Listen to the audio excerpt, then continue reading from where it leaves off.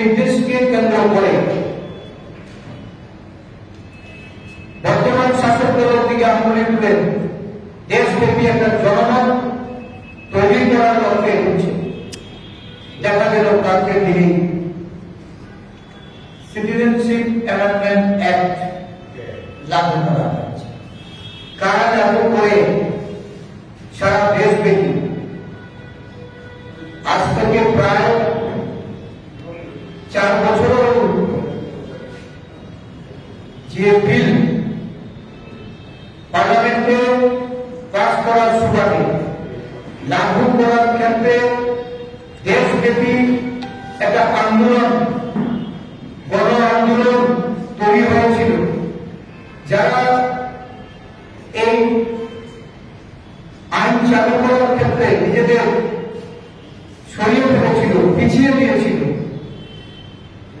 এই নির্বাচনের প্রাক্কালে আবার এই আইন লাগু করে সংবিধানের অবমাননা করে, কারণ ভারতীয় সংবিধান কখনো ধর্মভিত্তিক এই ধরনের কোন নাগরিকত্ব এটা লাভ করে। ভারতবর্ষের প্রতিবেশী 3টি রাষ্ট্র বাংলাদেশ, পাকিস্তান, আফগানিস্তান, সেই সমস্ত দেশে যারা সংখ্যালঘু হিন্দু, শিখ, বৌদ্ধ, জৈন, পার্সি এবং খ্রিস্টানদের, তাদেরকে ভারতবর্ষের নাগরিকত্ব দেওয়ার কথা বলে যে আইন পাস করানো হয়েছে। দেখা গেছে ভারতবর্ষের এই ডেমোগ্রাফি, ভারতবর্ষের মধ্যে এই নাগরিকতার যে অসাম্যতা তৈরি করে একটা অংশকে বাদ রেখে যারা এই নাগরিকত্ব আইন চালু করতে চেয়েছিলেন, এই সমস্যা সারা দেশব্যাপী যখন গণ আন্দোলনে পরিণত হয়েছে, আমাদের ত্রিপুরা রাজ্যেও এই নিয়ে আন্দোলন হয়েছে। এই রাজ্যে একটা বিরাট অংশের মানুষ, একসময় উপজাতিরা এখানে সংখ্যাগরিষ্ঠ ছিল, 51 এবং 71-এ পরবর্তী সময়ে এই রাজ্যে মাইগ্রেটেড হয়ে বা ইনফ্লাক্স হয়ে একটা বিরাট জনসংখ্যা দেখা গেছে যে এই উপজাতি জনগোষ্ঠীদের সাথে। এবং যখন এই নাগরিকত্ব আইন সংশোধনের নামে এখানে যখন এটা গৃহীত হচ্ছিল, আমাদের রাজ্যেও একটা বিরাট অংশের জনজাতি গোষ্ঠীর মানুষ আন্দোলনের সামিল হয়েছে। এবং যারা নেতৃত্ব দিয়েছেন তারা সেদিন এই আইনটাকে অপোজ করেছিলেন। ইমপ্লিমেন্টেশনের ক্ষেত্রে তারা প্রতিবাদ করেছিলেন, প্রতিরোধে তারা নেমেছেন। আমরা নিশ্চয়ই জানতে চাই যারা সেদিন প্রতিবাদ করেছিলেন আজকে তারা এই আইন সম্পর্কে তাদের কি বলেন। এই রাজ্যে যে জনভিত্তি, এই ভিত্তিকে যদি দুর্বল করে তাহলে তারা পুনরায় আন্দোলনে নামবেন, কারণ তারা আজকে শাসক দলের সঙ্গে জুড়ে গেছে। অনেকে আন্দোলনকারী দল ছেড়ে শাসক দলের নাম লিখিয়েছে। আমরা কাদের ভূমিকা সম্পর্কে জানতে চাই। এই রাজ্যে উপজাতি জনগোষ্ঠীর স্বার্থ রক্ষা, উপজাতি জনগোষ্ঠীর তাদের ভারসাম্য রক্ষা, এই আইন কোনোভাবে এটা মেনে নেওয়া যায়। ভারতবর্ষের মানুষের দৃষ্টি ঘুরিয়ে দেওয়ার লক্ষ্যে নির্বাচনী বৈতরণী পার করতে, ইলেকট্রাল বন্ডের স্ক্যাম থেকে নিজেদেরকে বাঁচাতে একটা নতুন ভাবে আবার সারা ভারতবর্ষ ব্যাপী যেন একটা অস্থিরতা তৈরি করা যায় এবং এই অস্থিরতার মাধ্যমে নির্বাচনে নিজেদের আখের পৌঁছানো যায়, এই লক্ষ্যে এই সিএ লাগু করা হয়েছে। আমরা তার বিরুদ্ধে সোচ্চার হব এবং ত্রিপুরা রাজ্যেও আমরা এই বিষয়গুলি নিয়ে আগামী দিন জনগণের কাছে যাব। জনগণের সমর্থন দিয়ে আমরা বর্তমান শাসক দলে তাদের যে ষড়যন্ত্র, এই ষড়যন্ত্রকে আমরা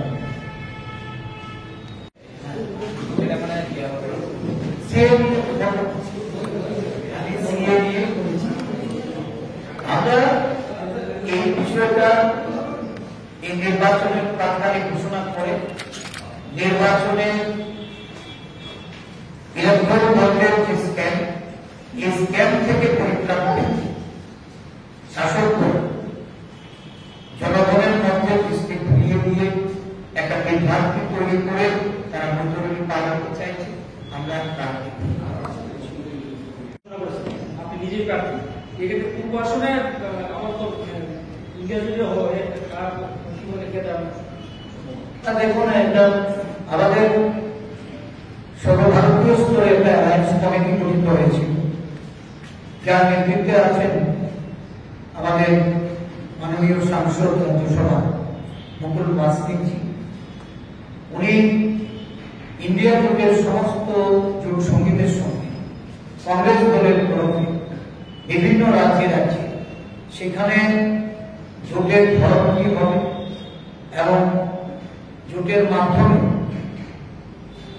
নির্বাচনী লড়াইয়ের যে প্রস্তুতি, এই প্রস্তুতি সম্পন্ন হয়ে চলেছে। আমাদের Congress election committee, central election committee পশ্চিম আসনে প্রার্থী বাছাই করে প্রতিনিধি নির্বাচন করেছে। পশ্চিম আসনে আমাকে মনোনীত করে প্রার্থী হিসাবে ঘোষণা দেওয়া হয়েছে। ইন্ডিয়ান জোট ত্রিপুরা রাজ্যে লড়াইয়ে অবতীর্ণ হবে এবং এই ইন্ডিয়ান জোটের শরিক হিসাবে বামপন্থীদের সঙ্গে আমাদের কেন্দ্রীয় নেতৃত্বে তাদের আলোচনার মাধ্যমে আমরা সিদ্ধান্তে উপনীত হয়েছি পূর্ব ত্রিপুরা আসনে ইন্ডিয়ান জোটের বামপন্থের প্রার্থীরা লড়াই করবে। আমি অনুরোধ করব আমাদের রাজ্যের বামফ্রন্টের যারা কর্মকর্তা, যাদের সঙ্গে আমরা বিভিন্ন সময়ে আলোচনা করেছি এবং আমাদের যে মতামত তাদের কাছে আমরা রেখেছি এবং তারাও তাদের কেন্দ্রীয় নেতৃত্বের গোচরে সেই বিষয়গুলি নিয়ে গেছে যতদূর আমার জানা। আমি অনুরোধ করব পূর্ব ত্রিপুরা আসনে অবিলম্বে ইন্ডিয়া জোটের প্রার্থী হিসাবে বামফ্রন্ট তার প্রার্থী ঘোষণা করে জোটবদ্ধভাবে নির্বাচনকে শক্তিশালী করে লড়াইয়ে নেমে করার জন্য এবং আগামী দিন এই রাজ্য থেকে দুটি আসনে আমরা নির্বাচনে জয়লাভ করব। ইন্ডিয়া জোটকে দেশের শাসনভার তুলে দেওয়ার জন্য, ক্ষমতাসীন করার জন্য আমাদের সংঘবদ্ধ যে লড়াইয়ের প্রস্তুতি, এই প্রস্তুতি গ্রহণ। আমি আশাবাদী পূর্ব ত্রিপুরা আসনে অল্প দিনের মধ্যে প্রার্থী যখন ঘোষণা হবে এবং আমরা সংঘবদ্ধভাবে এই জোট, ইন্ডিয়া জোটকে শক্তিশালী করতে আমরা লড়াই হব।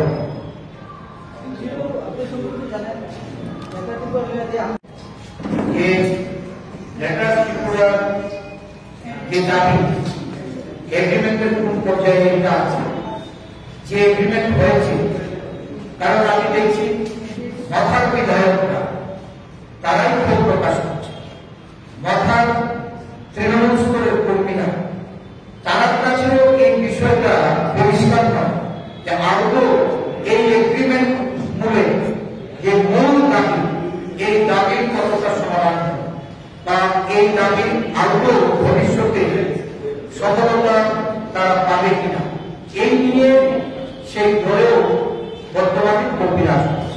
আমরা চাই